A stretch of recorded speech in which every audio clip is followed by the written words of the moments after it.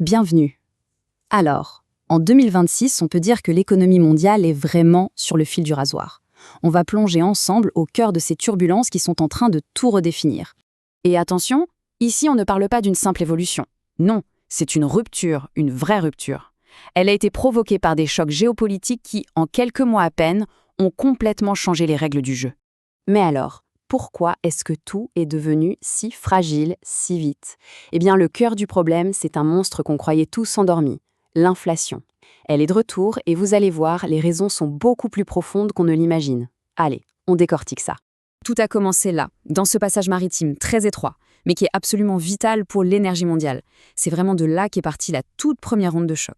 En fait, il a suffi d'un seul conflit, dans ce fameux détroit d'Ormuz, pour bloquer l'une des artères principales du pétrole mondial.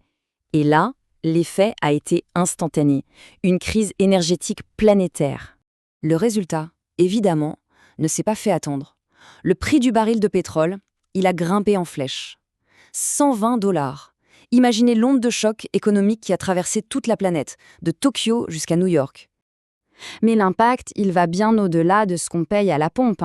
On parle de nations entières qui se retrouvent littéralement piégées. Leurs banques centrales, par exemple, sont privées de leurs outils habituels pour combattre la crise, comme, disons, baisser les taux d'intérêt. Elles ont les mains liées. Et c'est là qu'on voit réapparaître un vieux fantôme, un mot qui fait un peu peur, la stagflation.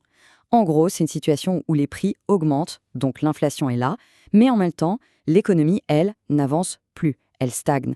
C'est vraiment le pire scénario possible pour le portefeuille. Et cette crise de l'énergie, en fait, ce n'était que l'étincelle. L'étincelle qui a mis le feu aux poudres d'un autre conflit bien plus profond, la grande fracture économique entre les États-Unis et la Chine. Là, on a dépassé le stade des simples taxes sur les marchandises. L'objectif est devenu beaucoup plus ambitieux. Il s'agissait de redessiner entièrement la carte du commerce mondial. L'idée, c'était de créer des blocs rivaux. Et le changement est spectaculaire. Pour la toute première fois, la Chine fait plus de commerce avec les pays du Sud global qu'avec les puissances occidentales traditionnelles, c'est-à-dire les États-Unis et l'Europe. C'est un basculement tout à fait historique. C'est ça, le compromis fondamental de notre époque. On est en train d'abandonner la quête du coût le plus bas à tout prix. Maintenant, on préfère produire avec des alliés de confiance, des partenaires fiables, même si ça veut dire que les produits finaux coûtent plus cher pour tout le monde. Et le problème, c'est que cette dépendance est un véritable talon d'Achille. Pensez-y, la transition vers l'énergie verte en Occident repose à 80% sur la Chine, la même nation avec qui les tensions commerciales sont justement à leur comble. C'est un paradoxe énorme. Et cette guerre économique, elle ne se joue pas que sur les biens physiques. Elle s'est étendue au domaine du numérique.